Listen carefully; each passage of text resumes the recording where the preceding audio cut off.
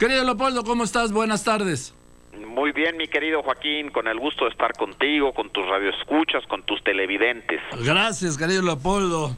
Ay, ¿qué traes en tercer grado de hoy? Pues mira, apenas hace una semana hablábamos de la conmemoración del 2 de octubre, sí.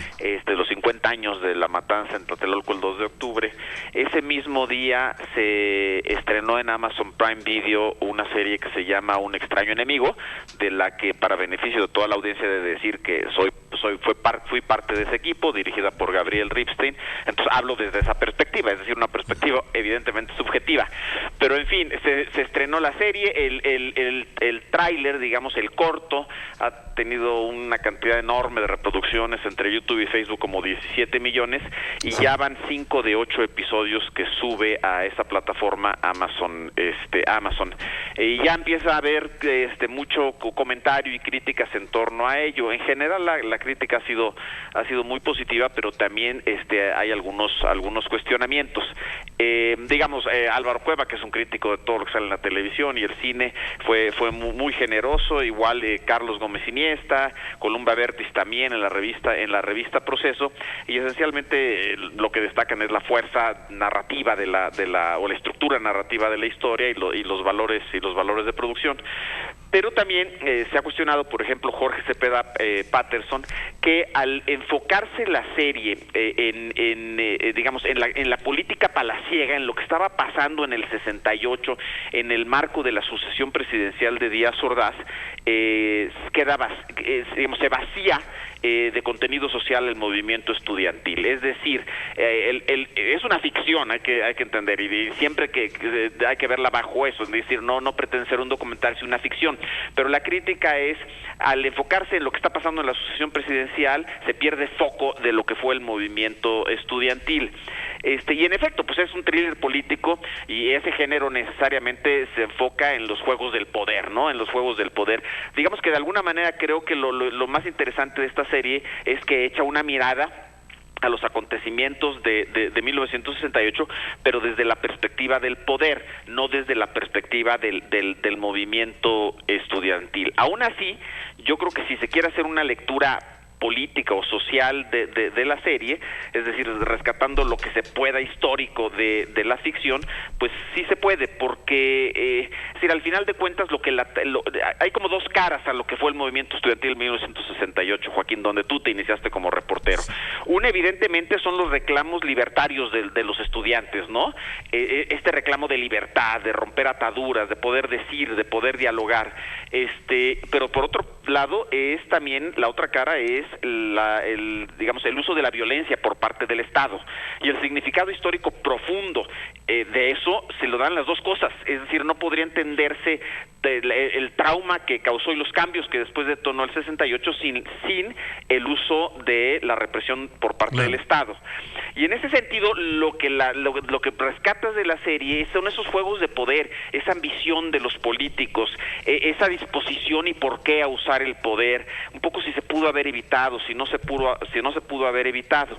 Y también, ya desde esa perspectiva, desde ese foco, pues también te puedes tú preguntar como audiencia si el poder sigue siendo igual o ha cambiado en 50 años, ¿no?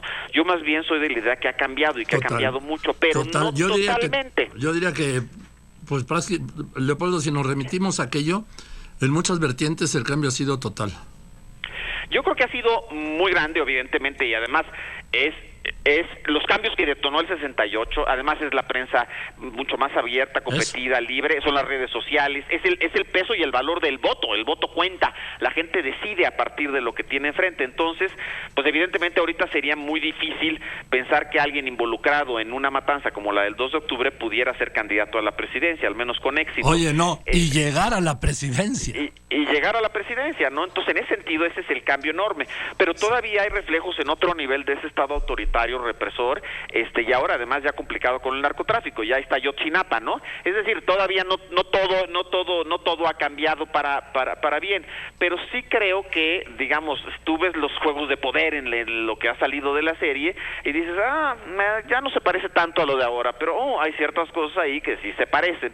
Entonces, en conclusión, Joaquín, un poco el tema es, sí, la visión es desde el poder, pero esa perspectiva también tiene una lectura, pues se puede hacer una lectura social a partir de esa perspectiva, creo yo, Joaquín. Sí, estoy completamente de acuerdo, Leopoldo.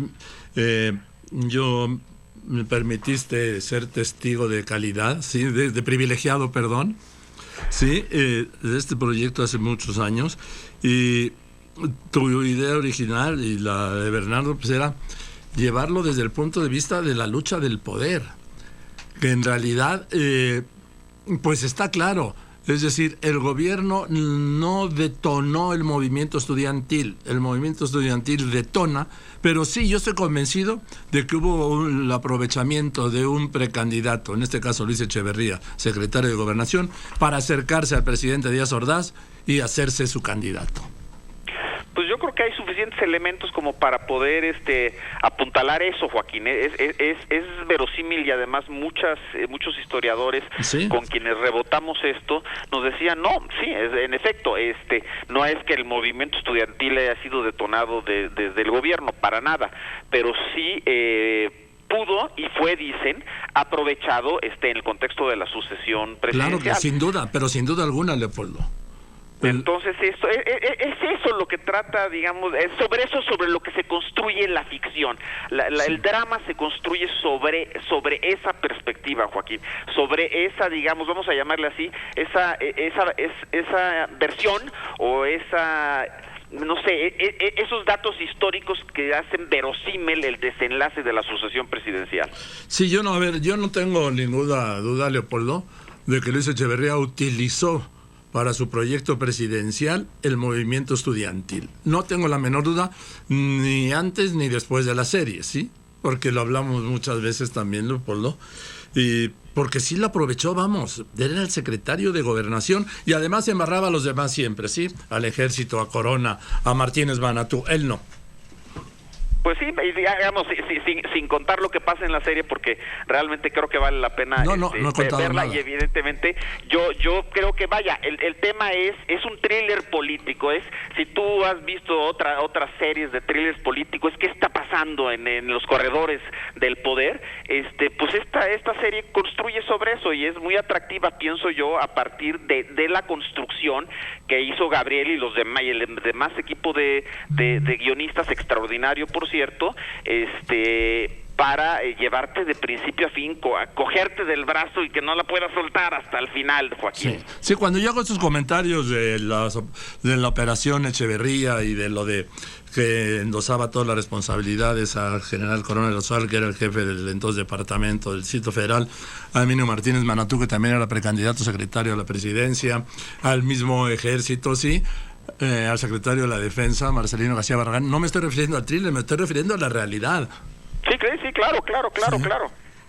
Pues tú la viviste de primera mano, Joaquín, pero en fin, hago un pequeño comercial, invito a la gente a que la vea en Amazon Prime, Joaquín.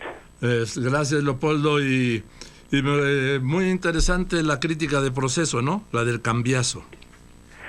Sí, la verdad, es un artículo muy padre, la verdad, el que se escribe en Proceso y los valores que rescata de la serie. Pues la verdad es que la crítica ha sido muy buena y pues digo, quienes participamos en esto de una u otra manera, y es un equipo gigantesco, pues creo que todos estamos muy contentos con eso. Así es, lo afirmó eso Columna Vértice en Proceso. Y bueno, pues la ventaja de estas series también, Leopoldo, es que pues lo que se trata es que escuchar opiniones, ¿no? A ver qué le pareció a cada quien. Exacto, totalmente, Joaquín. Que se detone una conversación a partir de lo que la gente está viendo, ¿no? Y yo creo que esa conversación ya inició y creo que va a seguir por las siguientes 3 semanas, porque salieron 5 capítulos y saldrá uno cada viernes. Entonces esa conversación yo creo que continuará a lo largo de las siguientes semanas. ¿Va a salir algo en la televisión abierta?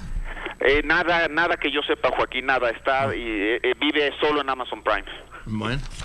Muy bien. Pues cambian los tiempos, caray. Gracias, querido Leopoldo. Nos vemos. Muchas gracias, mi querido Joaquín.